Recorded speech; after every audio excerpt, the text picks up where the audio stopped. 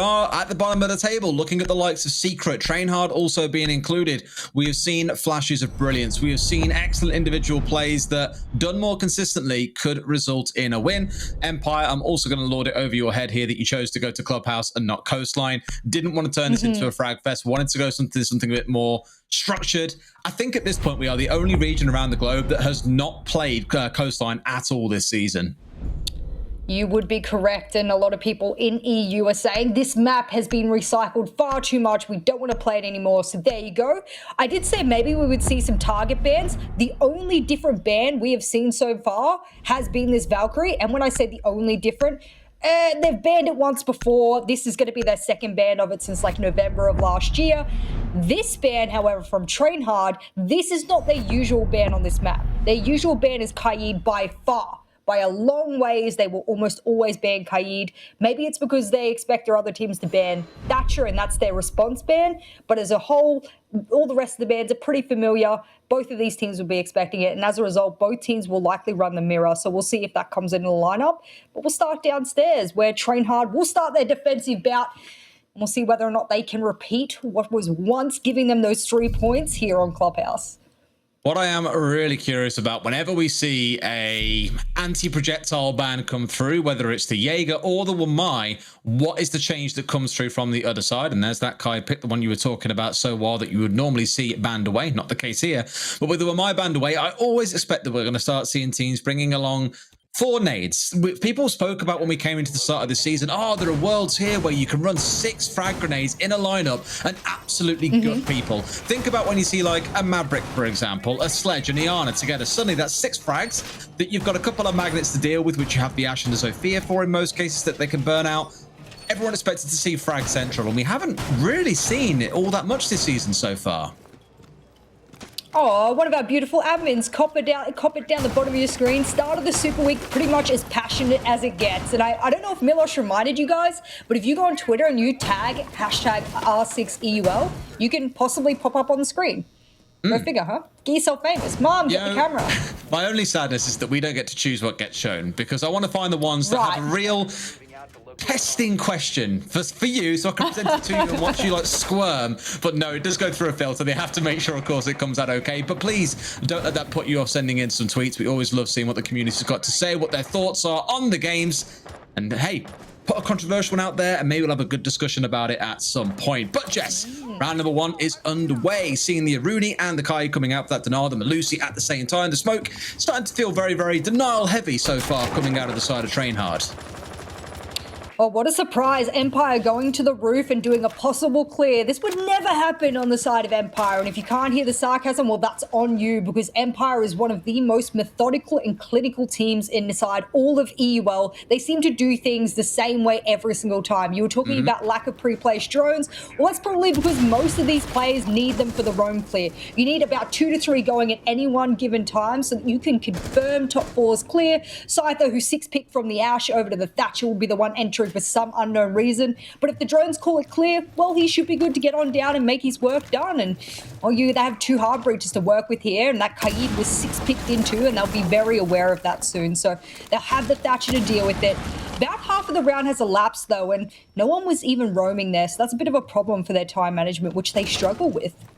I was just about to say the time management piece really rings true here with that denial base lineup that I was talking about earlier on. Just seeing here, how many options have you got to waste time for Empire and force them into these final 10 to 20 second executes? I speak about it all the time, Jess. When teams have no time left, they can afford to make no mistakes. And chances are, you forgot about that one angle. You haven't seen where that one player has just rotated to. You walk into an absolute slaughter fest. The round ends from there. But here, Empire aren't making bad progress. 60 seconds in, opening up the hallway. Another 50 seconds or so in, they're getting this church wall opened up.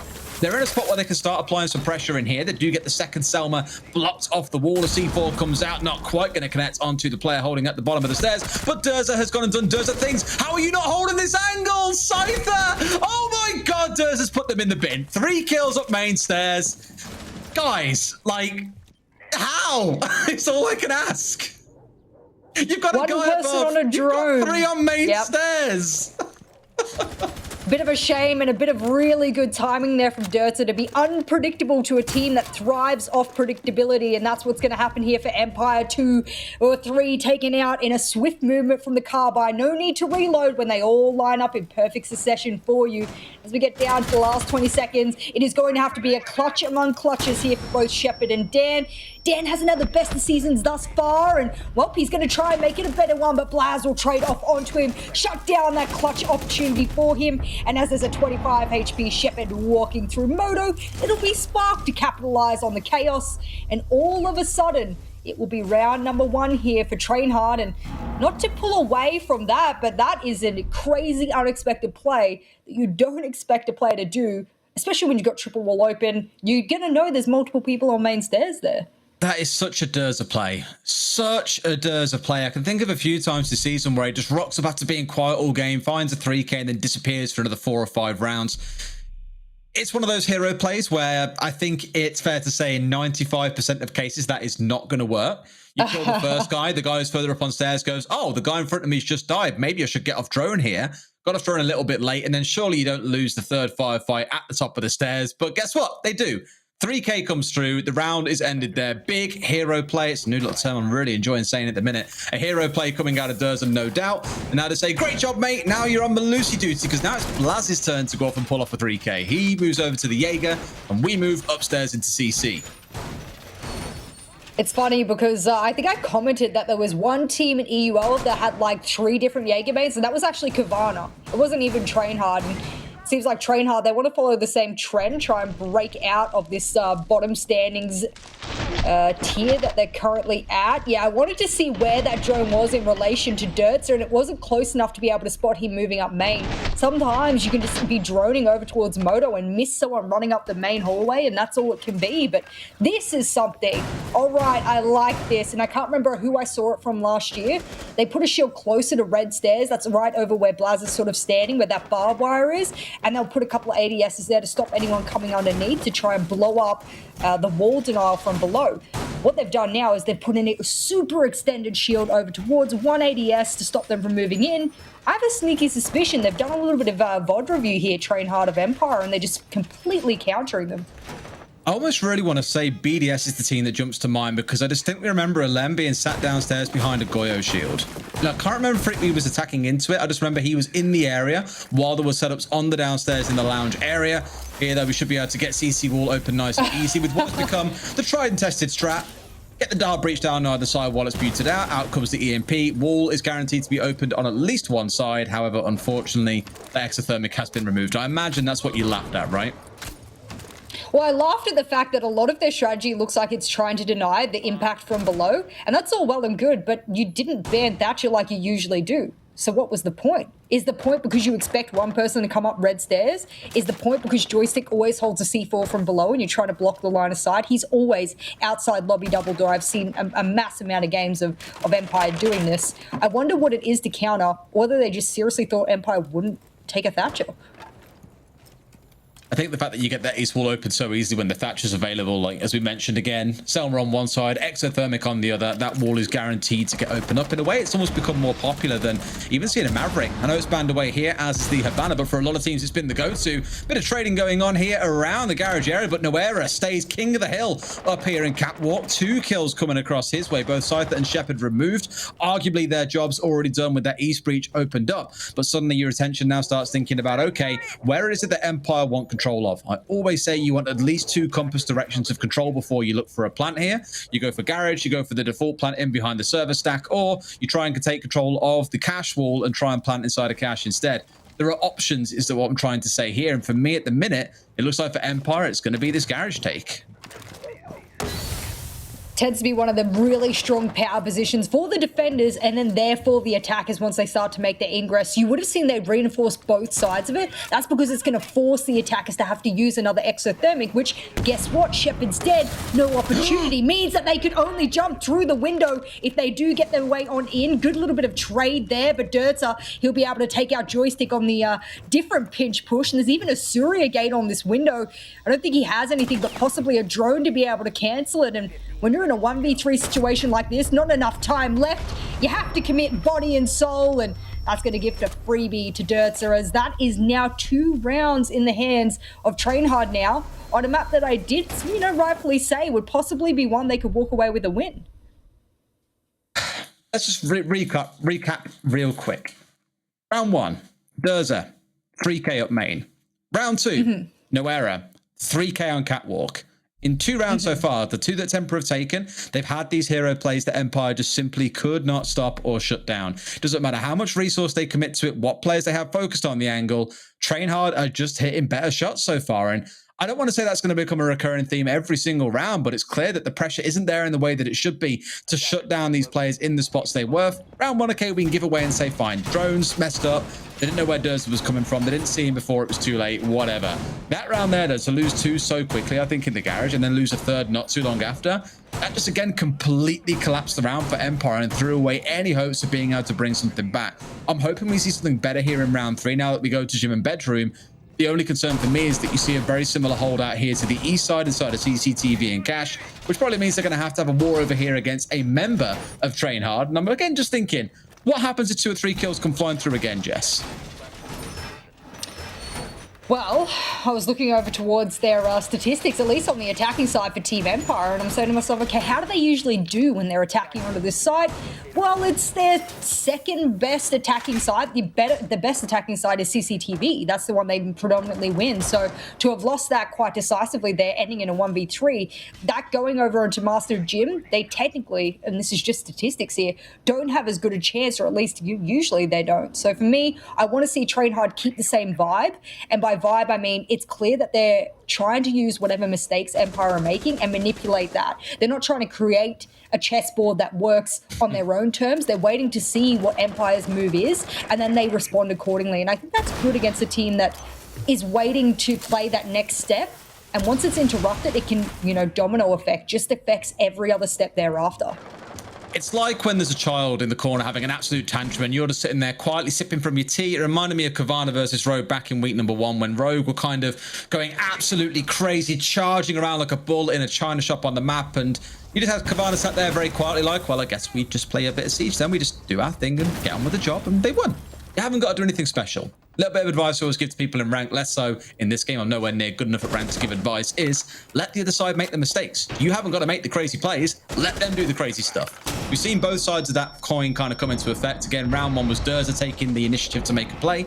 Last round was No Error letting them walk at him. And I thought for a second it was going back the other way, but it wasn't Dirtzer finding a kill. It was just perfectly timed. No Error. The hero from round 2 has been slain by the villain that is Dan. A 2nd kill comes through, and now panic stations must be on for TrainHard as they beeline back to site. 3 remain, and in a minute and a half or so, Empire have cleared out 2 roamers and are now looking towards the execute.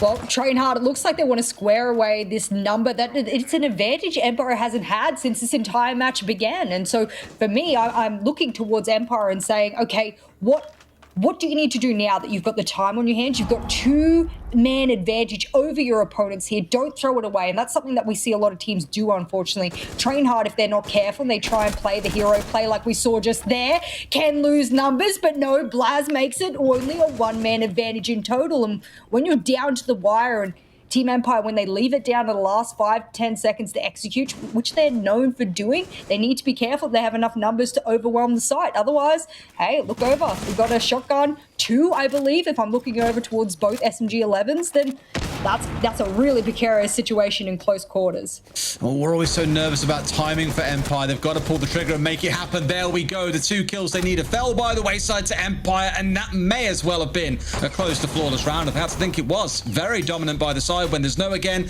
big hero play coming out of TrainHard, that's when we see Empire at their greatest. So now we know the story. Empire needing this composure, needing to find those early pickups and not get surprised by TrainHard. TrainHard, the ones on the defense, having to play this more disruptive style. Well, really, they only lost 1 player over towards Gym window from Blaz, and that was an unexpected bottom-of-the-window break. I don't expect them to know that. Of course, you do hope that they have better droning, but they had committed a lot over towards Cash and CC. Good early round take. A lot of teams have been reinforcing off the CC to garage wall to stop Empire's long angle that they usually open up, but they just opened it with the Selma anyway. So I think Empire, as I continuously am going to call them clinical, they find a problem, they deal with it, they move on to the next step. The first 2 steps were garage, CCTV, and then the second step was cache. They did it flawlessly. When Empire's plan works and it goes on without a hitch, it's very clear what their plan is.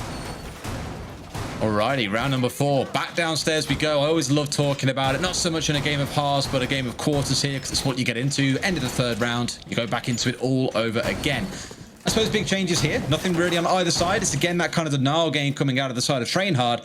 And I think you're probably going to see on Empire's side a little bit more attention being paid to operator positions, drones at the bottom of main stairs, because they don't want to throw away a round like that again. Because I don't want to turn around and say that it was a thrown away round, but it was a thrown away round, Jess. Say it like it is, Des. That's what we want to hear. We don't want to have anything, you know, sugar-coated. Don't beat around the bush, no fence sitters, Jessica? You know, I was going to yell at you for the full name thing, but I'm going to let it go. Because there's absolutely no point bringing that up. You never call me Derry. You always call me Des. I've always noticed that. Correct, because I don't. Oh, I was going to make a joke. I was going to say I don't respect you enough to use your real name. But you know. I mean, you can also say that, and I know that stands true. I get it. I was going to wipe a tear away. Nevertheless, while you're crying, something that I think I've identified really quickly was that 6-pick from Scyther onto the Thatcher. I don't think that was meant to happen. Look, Dan's the one repping the Thatcher now. Scyther's always been the main entry with the Ash this entire season. So I think it shook up the roles in round number 1. I'm not saying that was what went wrong in round number 1. You can see Dirtsa right where he got that 3K in round number 1. I think it just shook up how they took map control and who was meant to push down first. That's all I'm saying. Got it. Well, 60 seconds in. What are we feeling about game state at the minute? Because for Empire, again, you spoke in round 1 about the full map clear they like to do. It was about the 1 minute 50 mark. In fact, exactly where we are now when they started smashing open the floor. And you know how much I'm a stickler for time sometimes, Jess. Almost to the second, they've got started once again in the hallway, getting these vertical holes opened. And it was about the 1 minute 3 mark left that they then started on the church wall. So that's what I'm looking for. Keeping to time and seeing if they can do the 3rd and final minute without being disrupted by a certain Dirtsa. Well, they did initially drone down main stairs whilst they were top floor. That's how scared of that main stairs they were. Shout out to them. They found a problem. Turns out Dirtsa was there, shot the drone, and pushes him back. Cool. Spark has been, you know what I like about Spark? He's been picking up all of his electric cores and trying to replace them. So when he gets them off that motor hatch, he'll replace them onto the triple wall. There you go, 1 in hand, replace it on the bottom, should be able to get all 3. I like that because, I mean, as a whole, you should be trying to resource collect. There we go. This time, when he doesn't have to be the Thatcher, he can take the R4C and rip heads off shoulders. Well, and done so already with 2 kills going the way of Empire with 60 seconds still remaining. And all that was done from inside a kitchen as well, just taking those vertical angles. It's enough to say, let's go for the execute. You heard the smokes come out. Shepard going for the plant. Dirtsa trying to challenge up blue. Doesn't go so well. And now it's panic stations for the side of TrainHard as Empire are in full control. A bit of a flank maybe coming out from Always here. Needs to move a little bit quicker. The pre-fire comes through from Spark and he will collect a kill back. But it's 3 versus 2. 1 the bottom of main stairs, 1 at the kitchen hatch, and Always flanking behind inside of church, I believe. They've got the angles set up. Spark strikes onto Shepard, finds a triple kill in the round. Not looking too bad, but with only 20 seconds left, you've got 10 kills to pick up 2 more and walk away with the win. Something tells me that is simply not going to happen here, Jess. We're down to 5. A second coming out for Always in the round, and Spark, try as he might, cannot do enough to get this round over the finish line. Empire have now got this game into a steady pace, and they're the ones marching towards victory. Dare I say that was one of the quickest attacks and plans from Empire this entire season. I know, I'm sure statistically they've done it faster, but on a map where they go top floor down, that was fast. Once they got those 2 opening kills, they took, you know, a little bit of stock in the chaos and went, okay, Armory should be, for the most part, without the smoke and dirt, clear. We should be able to drop down, do a corner plant. They even employed the smokes to be able to get multiple pieces of cover. I really liked that from Empire. That was a really good showing of how, when their step-by-step works, it works wondrously. I'm glad that that is a little bit of a showing of what Scyther could do as an entry when he's not, you know, relegated to that Thatcher role, and what it shows for TrainHard having a little bit of over-aggression on angles maybe they don't need to. It almost feels, again, the onus now falls back towards TrainHard, though, right? They're the team that have got to make these big plays to upset Empire, because the last 2 rounds have been basically flawless, right? Round 3, the 2k kill out towards the CC Rome. They pushed in towards Logi, picked up another 2k. They did lose a member in the process, but it was as close to perfect as you could get without one person going down. That last round then, you even saw it descend into those 1 minute blocks that we spoke about. First minute to start on the verticals, the second minute to start looking towards church. Instead, they changed and said, forget about that. We have got the hatch open, but we're going to push instead through kitchen. Go for the drop, go for the plan, pick up collection kills. Away from there they went. It's looking very methodical from Empire, and TrainHard need to be the spanner in the works here. Otherwise, it feels hard as to how they're ever going to stop Empire collecting 4 rounds on the attack. Well, a little bit of adaptation here from TrainHard. When they first held CCTV, they double reinforced that wall from garage over into CCTV. This time, opened up a line of sight and chucked a bandit charge on there, because what a lot of teams have been doing is smoking off the wall, throwing a Selma on there, which Joystick is rocking the A, so he has every opportunity to do so, and then opening up a second line of sight into garage, which puts so much pressure onto the Rafters player. Here we go. They'll catch one, but not two. Sparks gonna have to give up on that, and as he is sort of that wall electrification main for the side of TrainHard, he should have been aware that that was going to be done. He could have shot the bandit and committed to it. He didn't. And as a result, now they'll only destroy one Selma charge. They'll still have so much more to work with, and you can hear them exploding all over the map as the rotates will come out, and they'll attempt to do a bit of a pinch push by the looks of it. Is this Blaz doing what Blaz did best? I remember him getting a 4K dancing around Cash Door a few weeks back, actually. Forget the opponent he was against, but he had a field day just weaving in and out of sight and completely disrupting the attacking team here in towards construction. But it's Durza to take the peek over the bomb onto Scyther, who quite innocently stood up there with a breaching round thinking, I guess I'll just get rid of a bit of utility. And he goes, no, you won't. I'll get rid of your head. And that's definitely going to slow things down for Empire, who quite rightly get back on the drones here and think, okay, if we're going to approach this, what is the next course of action? I mean, as much as that is an awful, awful way to lose to a pixel peek from Durza, who he could not have seen, there was no way he could have, at least he got that Ash charge out. He wasn't completely useless, and for the most part, he does now have the pinch angles opened up that Empire were looking for.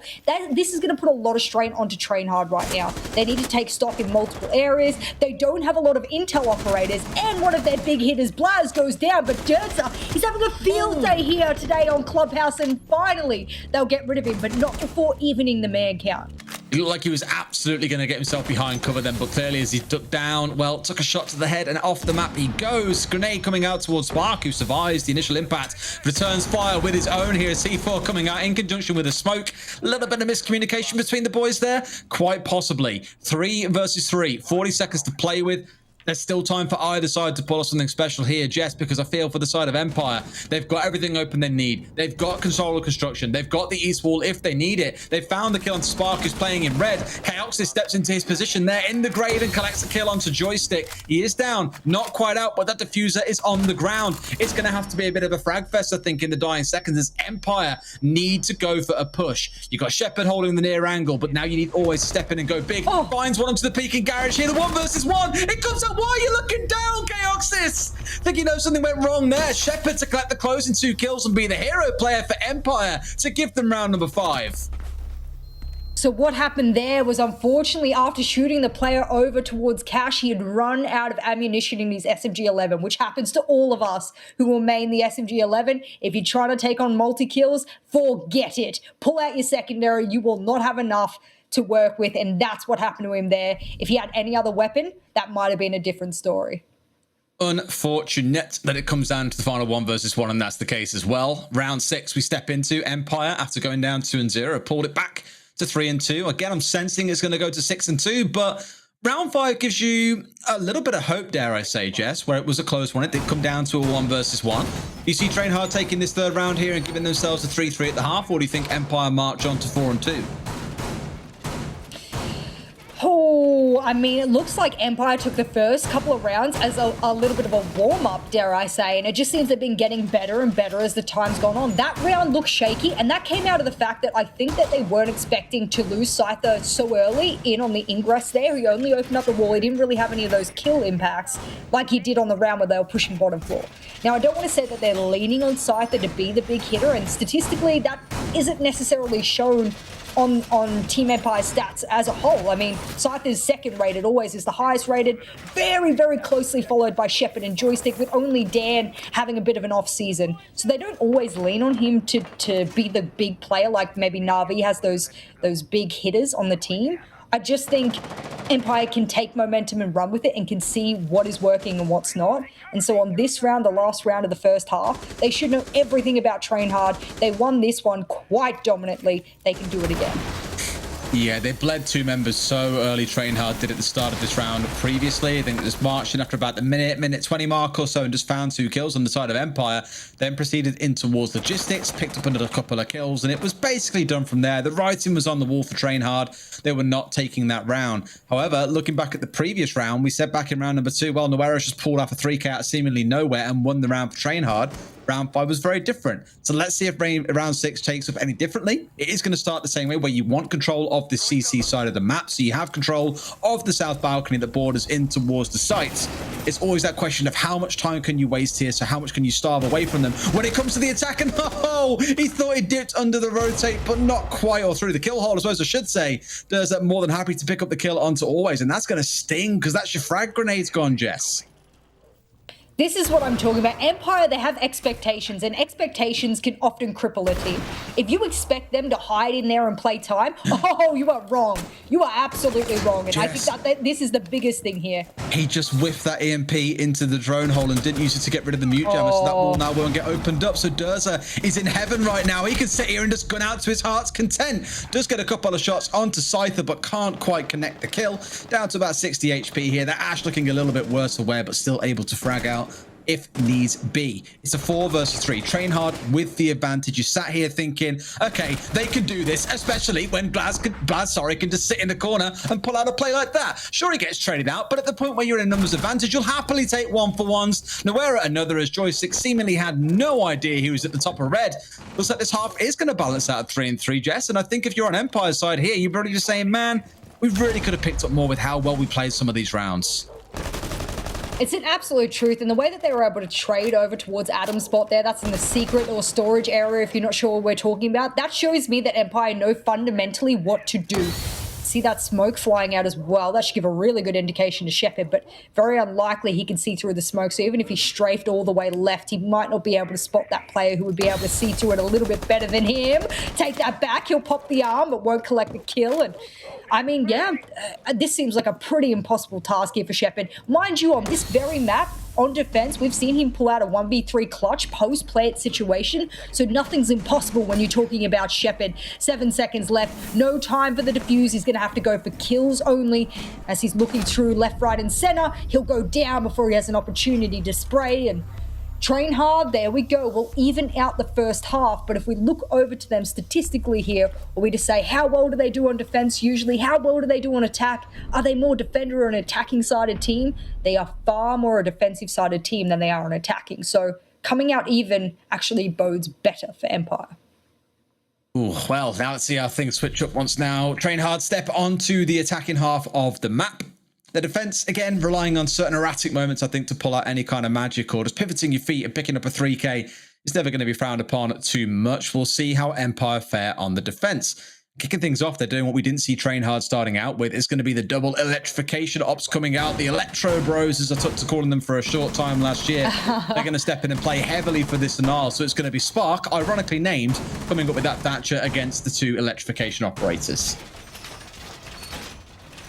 Well, they're going to start in CCTV, and for most people who've ever watched Empire, this seems to be the bread and butter of how they'll hold CCTV. Again, that 1v3 clutch situation I was talking about, Shepard was on this very site, on this very map. When I look over to the most played site, however, it's Church and Arsenal for Empire since about November. But they've mostly won CCTV, so it's not a surprise that they'll go here first because they do have one of the best win rates on it, whereas they do tend to play Church and Arsenal just a bit more with a little bit of a worse win rate on it. Good to see that they'll be employing some of those electric claws to the garage wall because a lot of people, a lot of teams will open up that angle and stop people being able to run back. Always, if he does play in garage, we'll need a little bit of freedom to work with, so that's why they'll be throwing them down there. Every time they played this site, they brought along the Bandit, but admittedly, the Kaid, a little bit of a new addition for them. taking place instead of something like the Maestro, the Legion they've brought along in previous instances here, doubling down on Denial big time and sacrificing a little bit of the information gain that you would get by bringing along the Maestro, of course, along with the Alder that we've seen go brr several times over the last few weeks. Bit of a short brr, but we'll roll with it. We'll see how it plays out. As it starts, you got Scyther trying to be quite aggressive coming here outside of Adam. I think just kind of to remind them, hey, this window is open, by the way. I'm fully aware of that, and I can come jumping out of it if you're not too careful. They can be a little more cautious about their approach here, not wanting to be too aggressive in terms of getting on a rappel immediately. In fact, they've got the wall opened off, so what they're going to do, drop straight away. Now, Nawera is going to be the one I think tasked with trying to keep an eye on what's going on downstairs, supported somewhat by Durza. It'll be interesting to see now that TrainHard have the platform wall open, where they make their next little bit of, you know, attention. Where are you going to put your attention? Where are you going to put the rest of those EMPs? You've got 2 left, so you could really use them on Garage Wall if you wanted to. Or do you want to try and open up the construction wall? It will depend. But Empire, I've never seen them so aggressive. So I thought, okay, the most aggressive player, and rightfully so given his role. There's other players who are bouncing around near him, hopefully maybe going looking for those trades. And all right, as they hear the EMP, that's a trick coming out. Does he have the right wall there? Did always get it? No, they doubled up on the EMP, so they've confirmed that wall being open. And Blast, no, Joystick, you weren't watching the lobby double doors. And as a result, he only gets the trade, but damn, we'll get one for the trouble as well over in bedroom. And there is the pinch push subjugated. It was a minute and 40 post-round start before we finally started seeing bullets flying, but it was kind of this dangerous dance where Scyther was just towing the line of death and finally takes a step too far, or coincidentally, it's more Joystick at the top of red that doesn't take a step too far as Blast swings in for that 1-for-1. 4 versus 3 for Empire, still in the controlling position here. However, with the wall opened up, there's something that you can say for TrainHard around cutting around rotates, but look elsewhere on the map. What else can they really do here, especially now they're down to a 4 versus 2? They can't get construction open with what they've got. They're going to have to brute force their way inside something like Piano, or just go for it, and they are just going for it. One gets shut down, the second straight after. They just thought, Hail Mary, boys, charge into the breach once more and see what we can achieve. The answer, sadly, is not the round win. That was a very surprising little bit of I dare say, I don't want to call it adaptation, but I'm going to go with that from TrainHard there, is to say, well, we're in a bit of a sticky situation here. We can make it work. We've got numbers to be able to trade off of each other, but I'm just going to make a god move and run in and hope that I'm bulletproof, pull a matrix. No, that's not how it works here, boys. And if you looked at Empire, they were absolutely locking down CCTV. Maybe even a rotate could have been a possibility, but that's okay. That's the very first attacking round for TrainHard. And if you look back to the first half for Empire, it took them a couple of rounds to warm up too. So I'm hoping for TrainHard, that's all it is. I think at that point, it's one of those, if it comes off, they're heroes and they've just completely caught Empire by surprise and look like absolute gods. When it goes wrong, they look like idiots, right? And I think about teams like BDS or Rogue doing a very similar thing where it's like, bam, bursting towards site. And in fact, even thinking about G2, Citizen, a player who will just say, right, guys, we're going for a plant. Cool. I'm at the other end of the map. I'm just charging my way through and killing anyone I see. I'll catch you guys in about 20 seconds. And that is always the sort of strat they look to employ. So in that situation, in a 2 versus 4, the Hail Mary play may have been worth it. Dare I say that's what they actually rode off back when they were Tempera eSports, or at least a couple of these players. Back when they were on Tempera, I remember a game against Na'Vi on this exact map. TrainHard picked up 2 attacking rounds, and they were the most chaotic attacking victories I think I've ever seen, involving what you saw there, charging in through the breach, circling around red, circling through cash, and just basically playing Ring Around the Roses with Na'Vi to pick up the kills. It was absolute chaos. If nothing else, highly entertaining to watch. Well, that's what we're all here for. I'm here for the strats and the breakdown, the minutiae. You're here to point out all of the exciting things, and hopefully we are a well-rounded team. Which, let's be honest, looking at the scoreline, for the most part, both of these teams are well-rounded as well. We have to say that even though there's been some troublesome rounds so far, that given the scoreline, I mean, they've been doing pretty damn well. You end the first half, complete 3-3. That means you're probably voting pretty well for the second half. I do hope for TrainHard, however, that attack doesn't, you know, stint them anymore. And that's an interesting little bit of, you know, furniture demolishing inside of the stage there. I'm not sure what that's about. Maybe that's a bit of a lighter side. That's the word I'm looking for. Couldn't quite come to my mind. That's all right. We'd be kind about them, you know. They're destroying some beautiful wood, maybe a few beer stains on it from the days in which Clubhouse was used. That's the angle that you're looking for, because this gives them the angle down to where the drop comes in on default, if I'm not wrong, right? Yeah, I mean, that's one that you want to challenge when you are stopping them from impact tricking, and you can also spot anyone that's behind bomb chassis doing it. Unfortunately, they've reinforced that wall, and you could hear the ting, ting, ting. That confirmed it for the sledge there. Well, at least for TrainHard, they're on a similar sort of pace to what we saw out of Empire, not really focused too heavily on the vertical destruction inside the hallway, instead much more focused on getting inside of Moto. If you remember from last time these boys played on this map, might not have been the last time, may have been the time before, Chaoxis drops into Moto, walks into Church and picks up a 4K and absolutely cleans house. He got 15 kills on that map, I recall. He was an absolute godsend for them. Relying on a man who's got 3 kills in 7 rounds to do the same. Maybe not the best play, but one man that you can count on is Noera pushing his way down blue on the Zofia. This is the most common spot for an operator, I would argue, in this game ever. If someone's pushing blue, it's always going to be a Zofia. Why Scyther didn't move out when he heard the EMP going off? He would know that there's going to be a grenade following, but you know what else is following? A tsunami of blue on the scoreboard. And as I speak it into existence, they make it a reversal. Now it is orange. I don't even know what analogy to use for that one, but it doesn't matter because they have squared away numbers in a matter of seconds here, Des. If you're a team losing man advantages like that, you got to question what's going wrong, but they make it right. Shepard goes down. That's an easy confirmation. And a 5 HP always, the top rated player for Empire, who's only got about 20 seconds left. All he has to do is deny the plant, be able to go 1v1, but he is one breath away from death now, Des, and this is worrying because the plant goes down, they spot his arm through the rotate, and it's all over Red Rover for TrainHard before they square away at 4-4 apiece. And hey, I think this has been going very rightfully back and forth on a map that I said TrainHard could probably steal away from Empire. Ooh, I mean, that was a bit of a chaotic round for a second. Heart in your throat moment where it looks like TrainHard have got everything going right for them, and then bam, Empire turn on the kill switch and it's a 2v2, and you're like, wait, what? How the hell have they just pulled that one off? Again, kind of thriving in the chaos, I think, of players peeking onto the Church breach, again through Moto. Chaos is not quite winning his ones, unfortunate, but you are right. This is about as close as it gets. TrainHard are putting on a show against Empire, and we keep on saying that, yes, it's too late for a team like TrainHard here to get any points that really matter, but they could matter towards the back end of the year. It is very, very early to start talking about relegation, but a mediocre stage 2 and a mediocre stage 3, that might be enough for you to get relegated at the end of the year if you're not careful. So every point matters, genuinely. I was looking through all of the previous matches from TrainHard that they've lost. They've won one match, and that was against Secret. So I'm going to pull that one out of the statistics here of my analogy, or rather what I'm talking about, in that every other match they've played that they've lost, they have not gotten more than 3 rounds. Look at the scoreboard, Des.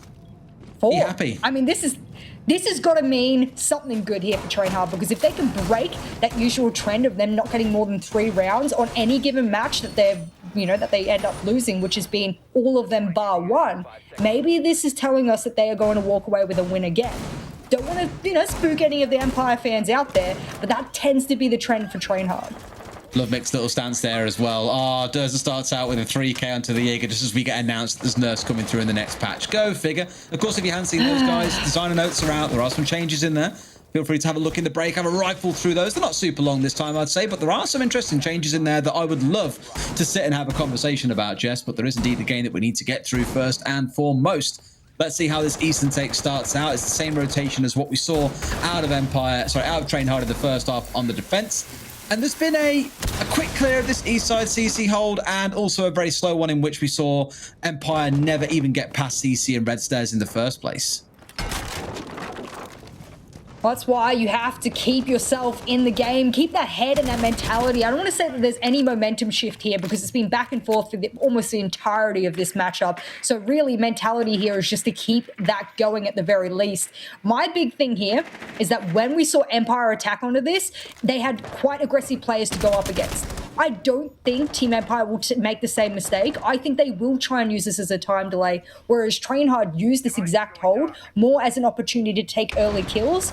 And when it didn't work, it failed miserably. But when it worked, it absolutely worked very well. There we go. Another very aggressive Scyther to come out for the side of Empire. And he seems to be the only one that does it, and with his teammates trading behind him.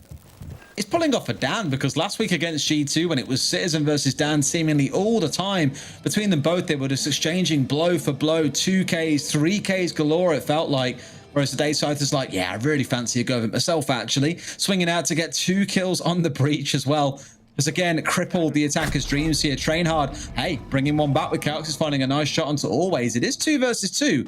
Both the hard breachers, the one still left alive here, so not really too much in the way of utility, at least aggressive utility to use. They've got smokes, they've got flashes to play around. Just nervous that they don't find themselves walking into a frostbite at any point as they go vaulting through a window. I wonder what Chaos's whole thinking was when he was crouch walking over. Did he want to catch someone off guard and he got gifted as a result? Cool, what? No problems. Oh, there goes the gold bar that we talk about. We talk about those drones being worth gold, especially when you're in the last 30 seconds of a round. You desperately need intel.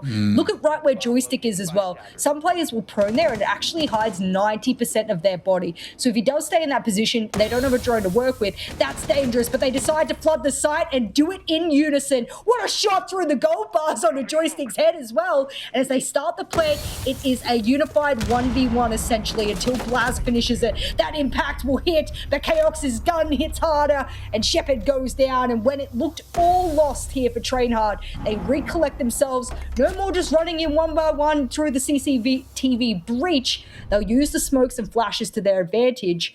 And I mean, what a nasty support player Coxus has been. It's these late round scraps where we're seeing the kind of early round exchanges where it's bringing things down to the 2v2, the 3v3, the whatever it turns into. And then it's just who gets the small advantage kind of edges it over the finish line there. And I worried for a couple of seconds that it was going to sit in a spot where, you know, joystick being set up inside a Logi, it wasn't really going to do too much for them. He'd be kind of sat by himself. We see the Alder go up into a 1v2 and not walk away the victor. They did square up to go for the fight together, but TrainHard just hit a little bit better in that round. Unlucky, I guess.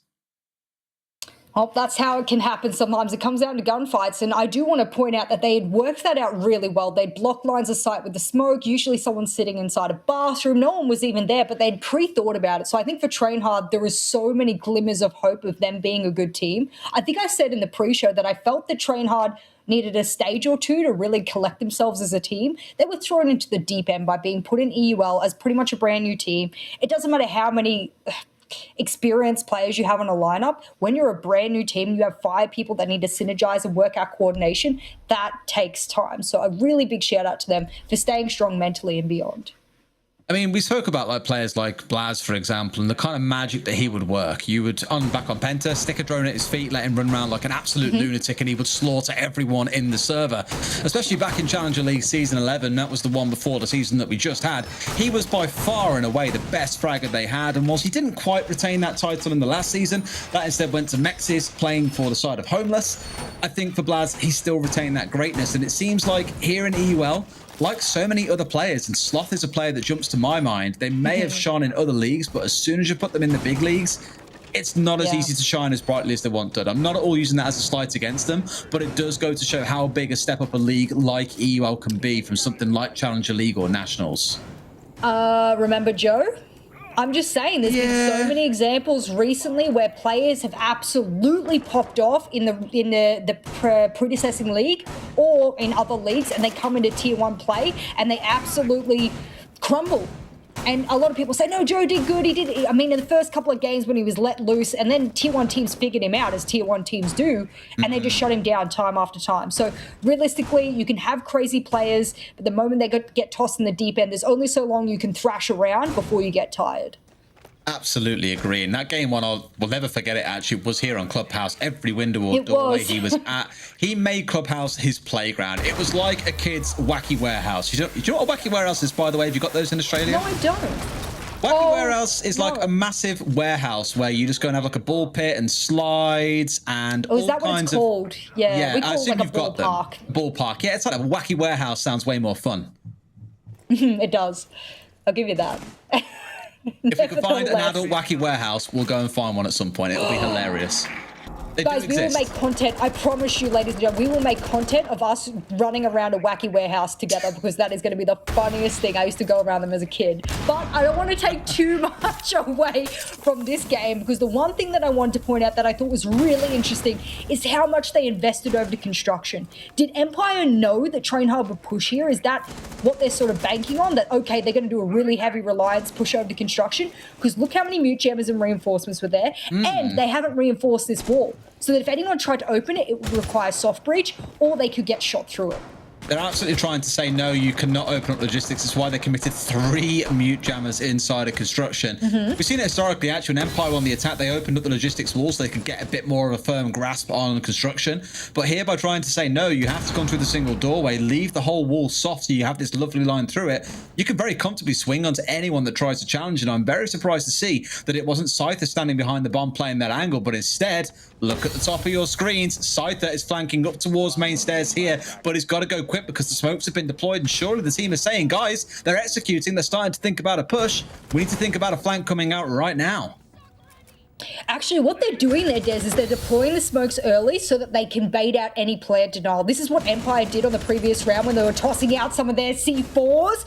Blaz will catch Shepard, but Scyther will catch Dirtzer in return. And for me, they're going to crouch walk on in. They should have been aware of this, but they weren't. And as the crouch walk comes out, Scyther has no opportunity but to rotate all the way back to assist his team. Blaz reads straight into it, and it is only up to Always. They know he's in garage. That's a free plant. No C4 in hand. And with 15 seconds left, if you can take out the platform player, he can do something.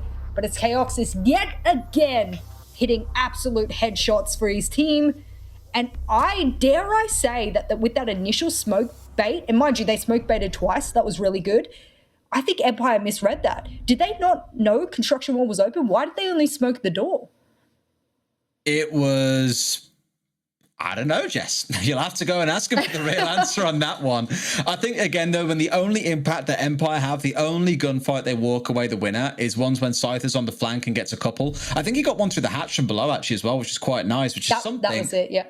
Yeah, but that was all he really found. And as soon as he came up red, guess what? Mr. Blaz was there to greet him and go, sorry, top floor's been fully booked out by the TrainHard team. You are not allowed into these premises right now. And they shut him down. And from there, it's as simple as... I almost want to say this now, and I almost want to clip this for myself and look back at it in 6 months' time. We spoke about the importance of points. These 3 points we get today could prove to be absolutely huge when it comes down to relegations, even more so if it would be a team like Empire that are struggling near the bottom of the board.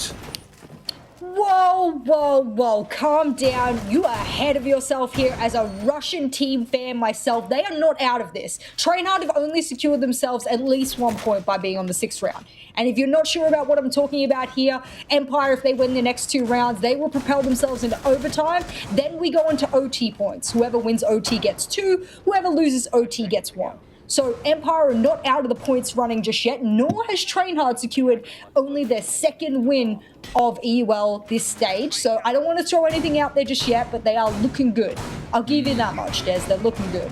I think what we have to remember is exactly where these 2 teams sit in the standings as well. Both currently, you could say joint. Like, I think on round difference, it currently sits, or even on head. How does it kind of work, actually? How is that being sorted? I'm kind of confused because Empire have got a better round difference than TrainHard. Yeah, but the head-to-head's being played now. And by so whoever wins this will win. Yeah, absolutely. But they're currently at 3-3, so there is no head-to-head. On round difference, Empire are in the lead, but they sit in 9th behind TrainHard. Very confusing. Not too sure what's going on there. I'm equally not sure why the hell we've got an ace that is dead so early, pushing his way down main stairs. They've almost done a Durza to TrainHard here, because Blaz was pushing down to open up, I think, Church Wall really quickly. And he was like, well, guess what? Got a shotgun ready for you. Come take some.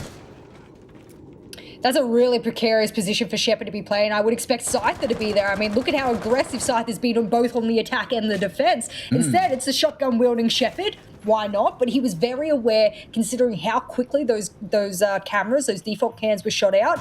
Now he's just going to collect some more drones. Hopefully he grabs that and moves out. I think what will happen now is he can pop the C4 above him as well when he can hear the footsteps, and that will allow him, as the person either pushes up or moves back, to be able to secure the kill. That's what he's looking for here.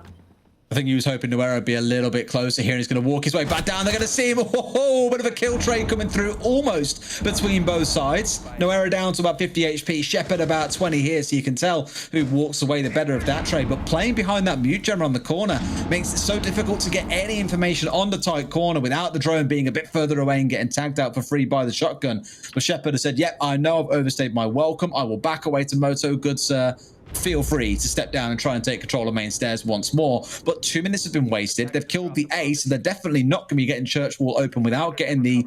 Well, even now they can't, because Chaoxis is out of exothermics. They have got no way of Church Wall being open. This is going to have to be a kitchen and a dirt push.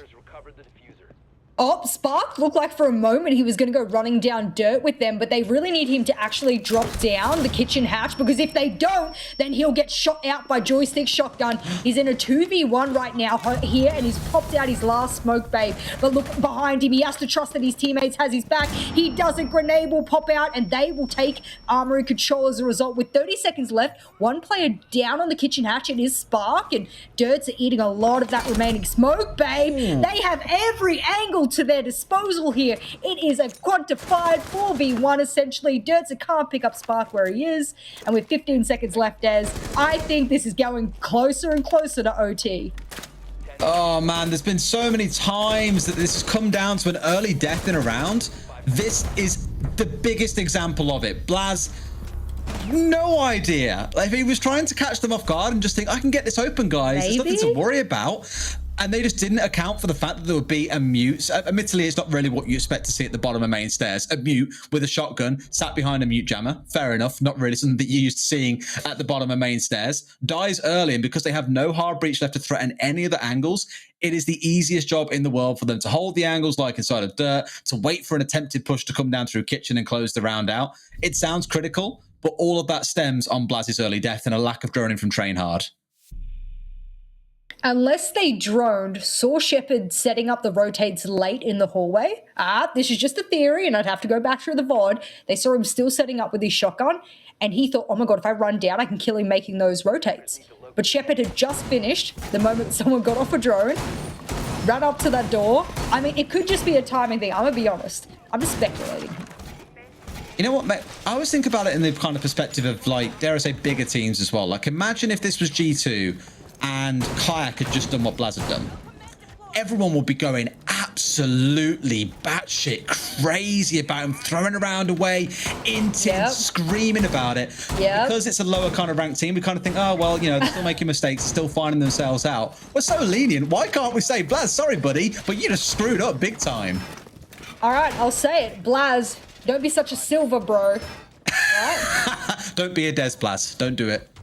Yeah, don't be a Des. It is bad enough to have to cast with him, let alone the moment I live in EU, I'm going to have to carry him in ranked as well. I mean, oh, it's going to be glorious. I can't wait to screenshot you going like 0 and 8 or something like I did to Fresh. It was the best. He genuinely, when I got into playing ranked properly and I was like silver 1, he came and duo with me and went 0 and 8. And I was like, Fresh, you're like plat diamond.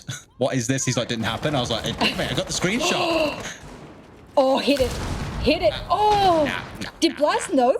Did he hear it rip? Surely he heard I think it. he already had it in his hand, though, so I think the ripping sound was gone. No, he backed up the drone. Oh, Blaz is so lucky that he did that. That is really good. He's not going to throw his life away and be the opening death 2 rounds in a row.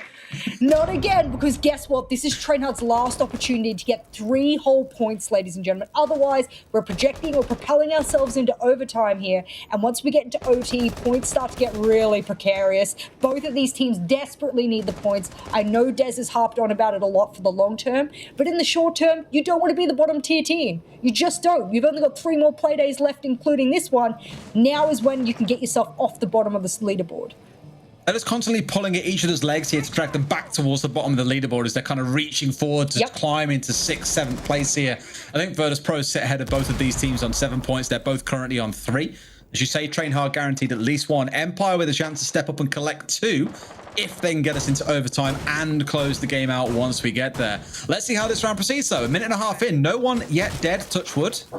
No one's currently yet gone down, and they've got control of this east side. So for Empire, they bailed on the CC hold relatively early on. This was the Maestro cam that cursed them last time because they couldn't clear it out. If you recall, they're going to get rid of it nice and early, and I heard the rip of a grenade then and thought, please don't tell me they're about to nade and Zofia in at the same time. Please, no. I absolutely thought they were. Spark will pocket it, and well, when you rip the pin, you can put it back on in. That's what he says, and he'll pocket that one for later, which might come in clutch as the round sort of progresses. They do have CCTV control, and unlike them themselves when they hold it, it doesn't look like Empire has committed any bodies to that. That's actually going to work really well here for Empire because they'll have enough people to be able to stop the ingress, because last time they held this, if you remember rightly, Des, they lost a lot of players all the way down to the dying second. Sparks wants logic control, and it's going to be always there with Dan by his side. Carbine will rip through multiple, but it's Blaz there with the AK to be able to slap back, and these trades from Empire is what will propel them into overtime. They've done it so well on multiple of their defenses and attacks. And now guess who's left? Chaos is the support main himself who makes it absolutely rain kills. He can do on the right day. Today's been a little bit of a quieter one compared to his 15 kill delivery from before, but we still have overtime to go. If this round is anything to go by, Jess, there's no way he picks up 3 kills here. This scrap at the bottom of the table has just turned into an all-out brawl. They're bringing along the Knuckle Dusters, ready for an overtime here. It's going all the way through to overtime, potentially a full 15-round map between these two teams. A lot of people are going to be going, train hard, more like throw hard. And I have to clap back at all of the people that are saying that right now. All the people that are saying that misinterpret the fact that Empire had been losing players unnecessarily early in the round, and only in the past 2 rounds to get them to overtime have they taken those opening picks.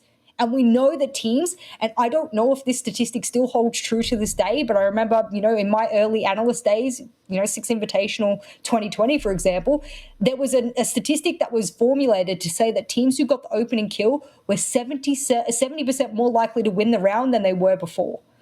So that bodes really well for teams. It's the same when you get the objective down.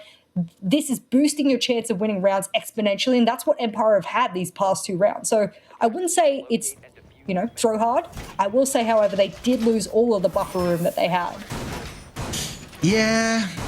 They were 2 rounds ahead at the start. They carried on being 2 rounds ahead at 6 and 4. And Empire have just again clawed their way back up, looked to drag them down to the depths and say, no one gets 3 points today. No one gets that saving grace that might move them higher up the table if teams like VP start slipping up. Staying down here together, brothers. That's what they're all screaming at each other. Let's see, though, how CC goes. TrainHard jumping on to the defense. That's continuing. And again, that kind of lick towards the Gnar once more coming out. It's the Bandit stepping in instead. I forget what it was they had back in the first half. It's going to kill me. But the Malusi, the Aruni, the smoke, the sort of things that we've already seen brought along here. I'm glad that they'll have that Surya gate on that window again. Remember, it came in clutch, forced one of the Team Empire players to have to jump on through it, go to his death, so on and so forth. I do like that instead of double reinforcing Garage, they've now given that up. That was round number 1 they did that, and the moment they saw that it didn't deter Empire at all, they just gave it up. They opened it up for them. They needed those long lines of sight for the trade and for the post plant, and that's what they've been able to get. Spark shoots it. There we go. I wanted this last time, and he does it. Woo! That is a brilliant bit of bandit tricking there. That's going on the replay, and I tell you what, they have wasted so much of their hard breach because of one good bandit tricker. His name's not Spark for nothing. He's done a really good job there to burn through all the Selmas, although again, normally you'd see an exothermic committed onto the wall at the same time. That was just Joystick with the Selmas making that happen. You got Shepard still holding on to both of those hard breaches, which makes me question, where are we going to see those committed? Because it's very unlikely to be the cash wall, given half of it is soft. So I'm thinking immediately, okay, we look down towards the single wall in construction getting opened up. We look towards garage door getting opened up, or even logistics if that's where they're playing.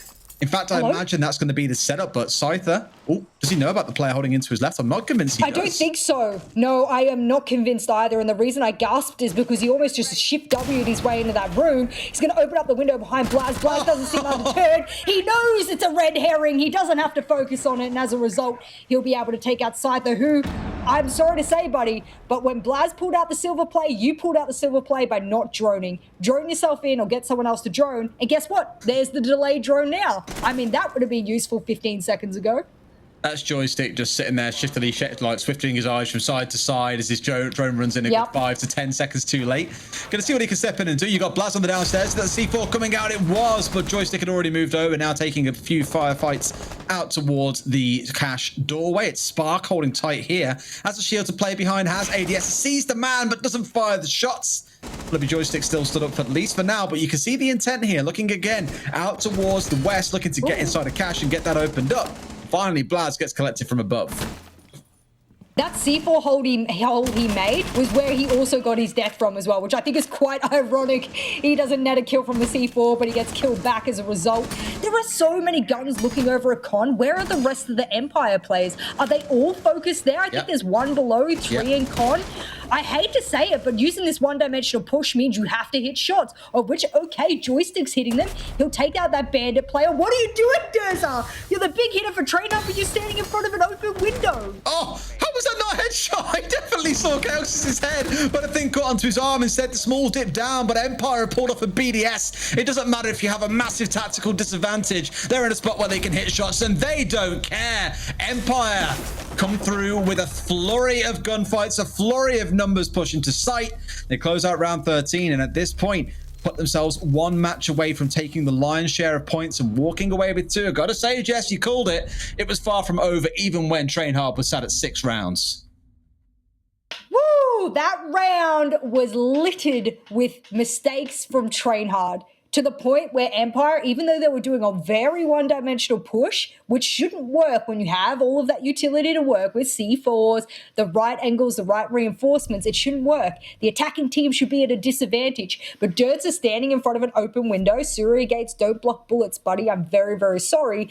And as a result, Blaz, who opened up a C4 hole, looks on up and dies through it. I mean, I can't say that TrainHard would have expected this outcome in that round, but that is 3 rounds in a row they will lose to Empire, who looks like they're just getting better and better every round. They do, but let's see how the gym and bedroom setup goes. We've spoken a lot about these CC holds. We even had a bit of a comment about the frost mats that haven't yet come to light. Thankfully, we've seen a good number of games so far where, in fact, it was an APAT last week that a player dropped through the logistics. The hatch, Yura, it was. I remember very explicitly dropped straight into a frost mat, and it was like, guys, the most basic of droning would have shown you there was a frost mat there. What the hell is going on? But maybe in the rush of it, they got caught out. Heaven knows. But we'll see if it comes into effect in this round. Of course, you see a frost as well, and we always speak about it not just being about the mats. It's about the shotgun. It's about the shield. It's about the great C1 that they carry around as well. Frost does bring a lot to a lot of lineups, but really it feels like only a few teams are starting to kind of popularize her in their lineups. We saw Scyther run out of that red hallway and peek onto the breach, got a double kill for the chopper, and then was shut down very quickly. I wonder if he'll play aggressive again, or whether they'll play the time denial game, because it does seem like a lot of Empire, their strategy looks like it's time denial, and then their players act a little bit differently. And you can see Dan at the moment hasn't had the best of season by far.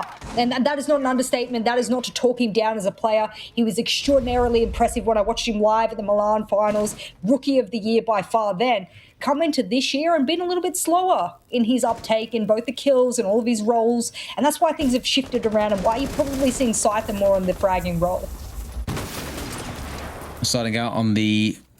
Well, we've seen this quite a few times as well, where you drop down the Salma and then pop it out after it's opened up one piece, just to give you the sightline that a Habana normally would, for example, without exposing your full body. You can still crouch underneath the wall that way and get across to the window without exposing yourself as you go to swing across, and that clearly is what they were gunning for. 60 seconds in, mind you, and we're still focusing out towards the east here. Scyther, being his usual aggressive self, still holding and almost taking a challenge onto Noera, who was a little bit aggressive, I think, on towards the stairs at first, but will back away. Keeps himself alive now, and again, not a single point of damage inflicted between the two sides. 90 seconds into the round, and Scyther goes, yep, I've wasted enough time here. These guys have burnt quite a bit of utility. They've gone through a concussion, they've gone through an impact, they've gone through a Selma, 2 EMPs. I've done my job. I'm getting back to site. Yep.